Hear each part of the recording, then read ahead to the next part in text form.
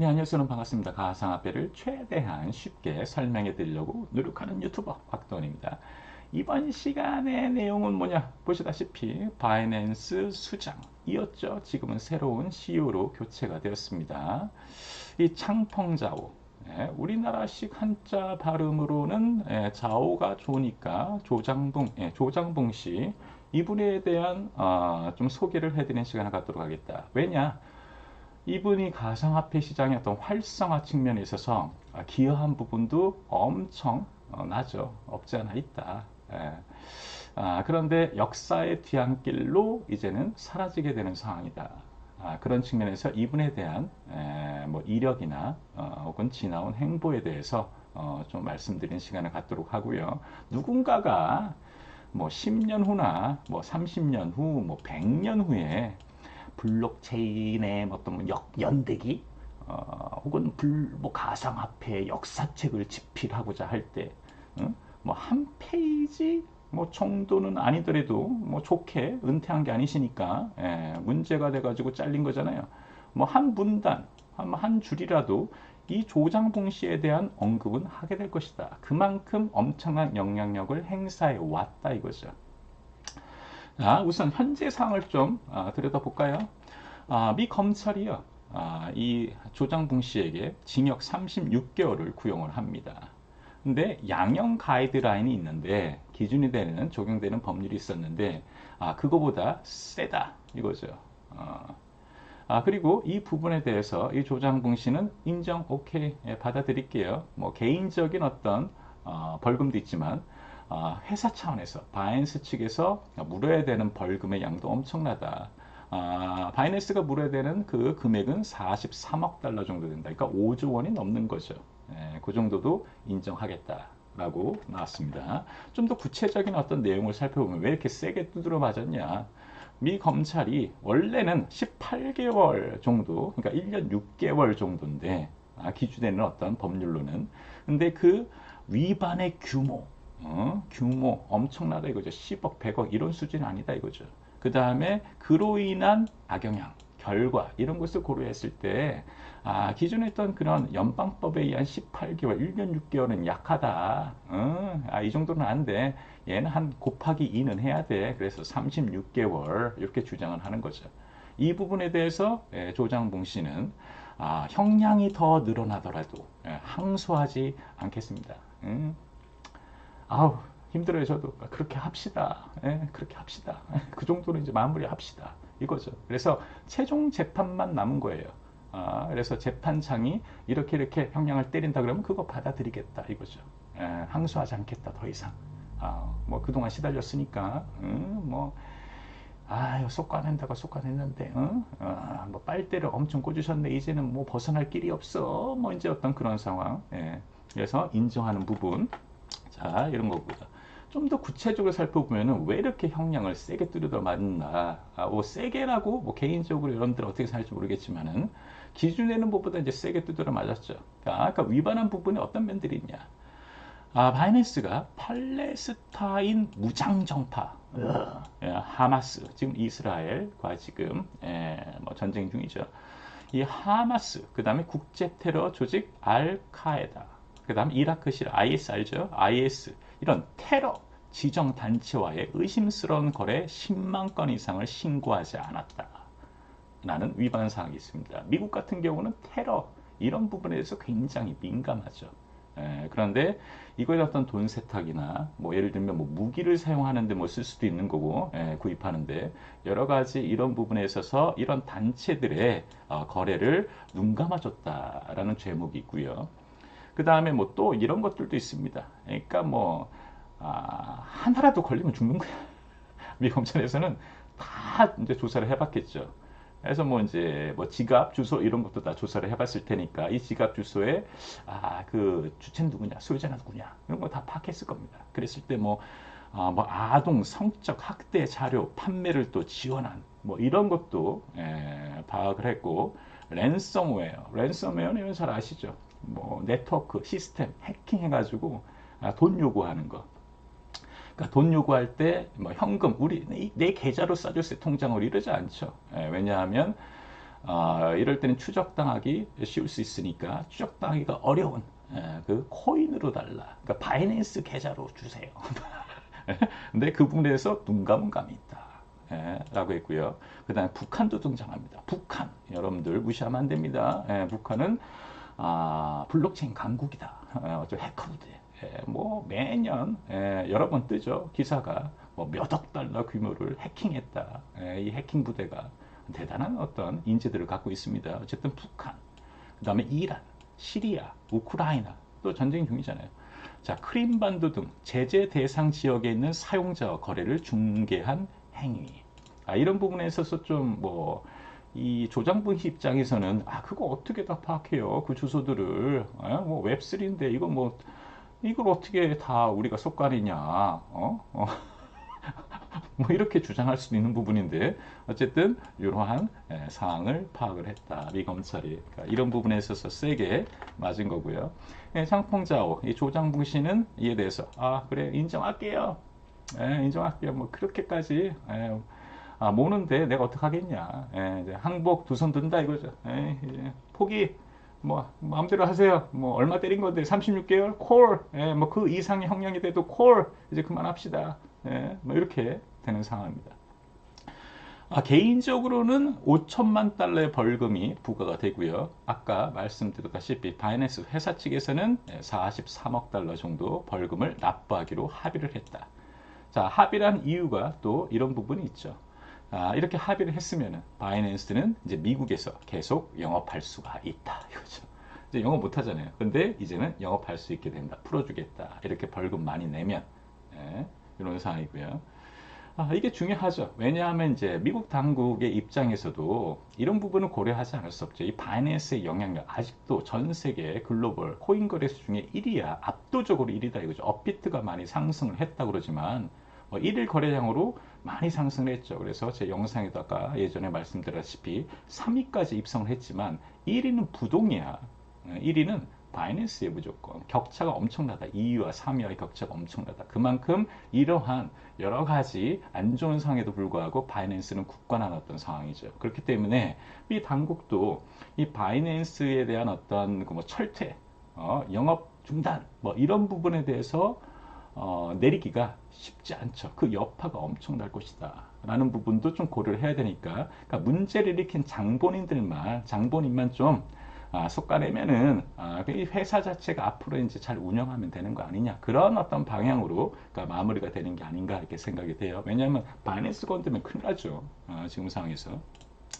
자, 그래서 이제 요 인물에 대해서 좀 이력을 소개를 해드리도록 하겠습니다. 이게 보시다시피 원래는 이제 출생 우리가 캐나다 국적의 사람으로 알고 있지만 중국에서 태어났죠. 77년도에 중국에서 출생이 됐고요. 아직도 40대죠. 12살 때 캐나다로 이민을 합니다. 밴쿠버로. 어렸을 때 이민하고 그 다음에 몬트리올 맥길 대학에서 컴퓨터 공학을 전공을 했다. 그 다음에 뭐 어떤 일을 했냐, 회사 어디 다녔냐 이거죠. 도쿄 증권거래소 소프트웨어 엔지니어로 잠깐 일했었고요. 그 다음에 블룸버그 소프트웨어 엔지니어로서도 활동을 했다라는 부분이죠. 그 다음에 이제 이 노란색 이제 본격적으로 이 사람이 이제 사업 활동을 하는데 그 전에는 이제 회사 다니다가 2005년에 상하이로 돌아옵니다. 상하이로 돌아와서 뭐 국적은 캐나다인이겠죠 여전히. 스타트업 퓨전 시스템즈를 설립한다. 그게 바로 뭐다? 주식중개 시스템을 운영하는 회사다라는 부분이죠. 이 주식중개 시스템, 그러니까 우리가 이제 주식거래소 이런 어떤 플랫폼, 요거를 만들어낸 거죠. 그러니까 거래소도 코인 거래소도 비슷한 어떤 운영 방식이 있기 때문에 뭐 바로 이 코인계로 코인 거래소를 바이낸스를 만든 게 아닌가 여기서 많은 경험을 했을 거라고 생각이 됩니다. 그다음 2013년에요 비트코인에 올인하기로 결심. 뭔가 이런 게 있어야 돼. 올인, 몰빵 이런 확신. 이런 게 바로 이제 대박을 치냐 안 치냐. 이게 그냥 범인이냐 아니냐, 일반적인 어떤 그런 생각을 가진 사람과의 어떤 차이점이 아닌가, 뭐 이런 생각 들죠.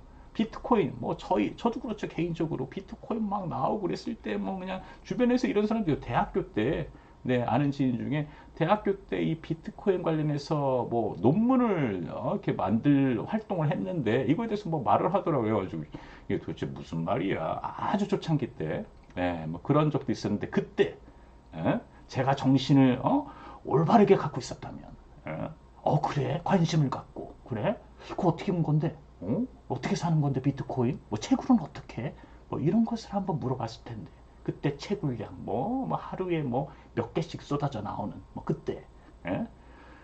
그 말에 내가 그냥 아이씨 무슨 말 하는 거야 개소리야 뭐 이렇게 하지 않았다면. 근데 어쨌든 간에 이분이 비트코인에 몰빵하기로 결심을 했다라는 부분이죠. 그래서 이 퓨전 시스템에서 퇴사를 합니다. 본인은 나오고요. 그 다음에 바로 다음 해죠. 2014년에 상하이에 있는 집을 팝니다. 이 정도의 어떤 추진력, 액션이 있어야 돼. 뭔가 뭐 아니면 도다. 이런 정신, 어떤 일부분에서는 필요한 부분이죠. 예. 그래서 집을 팔아서 비트코인에 투자했다. 그 금액이 어느 정도였냐? 싸그리 다 재산을 모은 거예요. 예? 집도 팔고 있는 통장에 있는 거 다 싸그리 모아가지고 100만 달러를 조성을 한 거죠. 이 100만 달러를 비트코인에 투자를 했다라는 부분입니다. 부럽죠. 예, 부럽죠. 타임머신 없나? 한 20년 전으로 돌아가고 싶은데 어쨌든 2017년에 드디어 이 사람이 이제 여기서 이제 돈 맛을 많이 봤겠죠. 확신을 가지고 100만 달러 투자를 했으니 중국 홍콩에 바이낸스는 이제 설립이 됩니다. 여러분 잘 아시는. 그 다음에 암호화폐 거래소로 이제 성장하게 된다라는 부분이죠. 그래서 이분의 자산에 대해서 이제 말씀을 드리면요, 엄청난 돈을 벌었죠. 그래서 암호화폐 부자 순위 3위에 입성하게 된다. 어느 정도의 액수로 150억 달러, 한 20조 정도 되는 거죠. 2023년 중반 기준입니다. 중반 정도로 추정했을 때. 이 본인이 이제 아무래도 가상화폐다 보니까 뭐 이제 이 부분에 대해서는 신고할 의무는 없잖아요. 그렇기 때문에 그냥 추정이죠, 추정. 추정 정도 봤을 때 20조 정도는 갖고 있다. 이렇게 내용 기사들이 나오고 있습니다. 이 자산에 대해서 조금 더 말씀을 드리면은 뭐 웃긴 에피소드가 하나 있죠. 포브스지는 150억 달러 정도 가량 보유하고 있을 거다, 자산이 있다라고 했지만 블룸버그가 이런 기사를 냅니다. 그는 무슨 150억 달러 바이낸스인데 이 사람은 280억 달러, 거의 4조 가까이 되는 거예요. 280억 달러 이상의 순자산을 보유한 세 번째로 부유한 금융사업가이다. 뭐 이런 기사가 떴습니다. 그러니까 이 조장봉 씨가 이 기사에 대해서 트위터를 하나 남기죠. 뭐라고 했냐면 요 사자 보이나요? 사자. 이런 내용이 나왔습니다. 숫자가 틀렸어요. 뭐 제가 3이라뇨 이런 거 아니고요.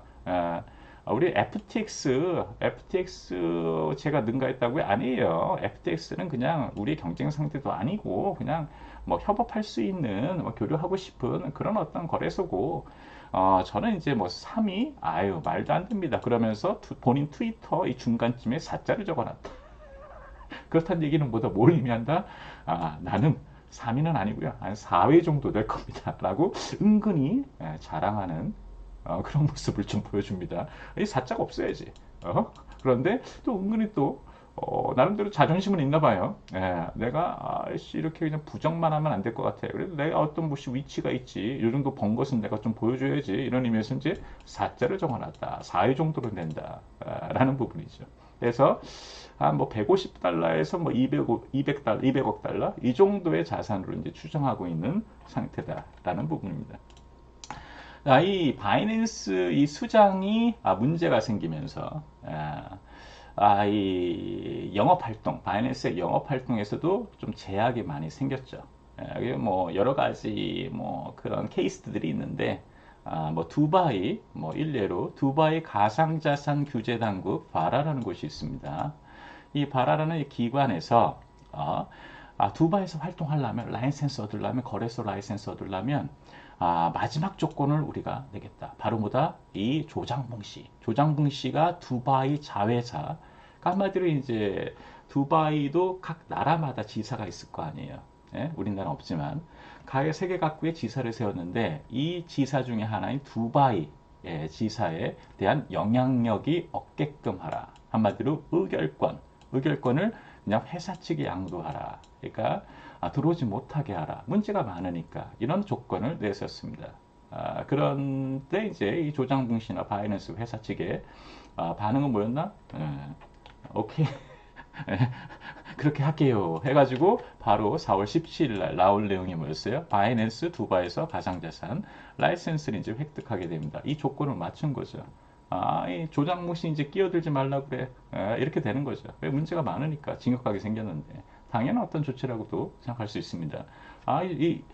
수장 안 들어오면 이제 영업할 수 있게끔 해줄게요. 바이낸스 같은 경우 두바이 꼭 들어가야 되죠. 두바이가 요즘에 블록체인 사업 육성한다, 국가적으로 육성한다는 그런 차원에서 굉장히 행사도 뭐 엄청난 큰 빅 행사는 다 두바이에서 요즘 많이 열리죠.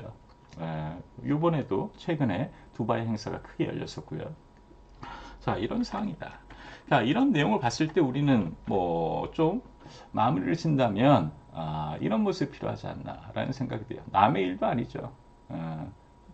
그러니까 좀 사회적 책임이라고 할까요? 그러니까 클수록 규모가 커질수록 성장할수록 좀 되돌아봐야 되지 않나. 이 블록체인 어떤 업체들의 수장들, 뭐 CEO들, 뭐 재단의 어떤 이사장, 뭐 이런 분들이 돈 많이 버는 거 좋은데, 그 다음에 기본적으로 최소한 합법적인 그런 수준에서 운영을 해야 되고, 그 다음에 그거에서 더 이상의 어떤 사회적 책임들, 이런 부분에 뭐 도네이션, 뭐 기부라든가 이런 좋은 활동도 좀 많이 했으면 좋겠다라는 게 개인적인 생각이죠. 뭐 좀 특성이 그렇잖아요. 그냥 한 번 확 뜨는 어떤 그런 부분도 있잖아. 코인의 가치라는 게 변동성이 심하다 보니까. 그럴 때 그냥 웃고만 있고, 막 그냥 술 퍼마시고 그냥, 그래 좋아, 뭐 그냥 나의 어떤 세상이야 이런 마인드가 아니라 좀 되돌아보고, 그럴수록 그 다음에 좀 꼼꼼하게 좀 살펴봐야 되는 내가 법률적인 위반을 하지 않았는가, 혹은 피해자가 생기지 않을까, 혹은 거기에 덧붙여서 뭐 환경이나 뭐 불이웃돕기, 뭐 예를 들면 이런 활동도 좀 많이 이 창펑자오가 조장붕 씨가 좀 많은 것던 뭐 기부 활동을 또 했다. 그러면은 좀 참작이 되겠지만 뭐 그런 것도 없었나 봐 별로. 그러니까 이제 세게 두들겨 맞고 뭐 이렇게 되는 상황이죠.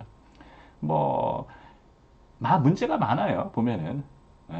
뭐 문제가 안 되는 건 뭐 부테린, 이더리움, 비트코인, 뭐 사토시는 있는지도 없는지도 모르니까 결국에는 뭐 리플, 갤링하우스도 개인적으로 소송이 걸려 있는 부분이 있어요.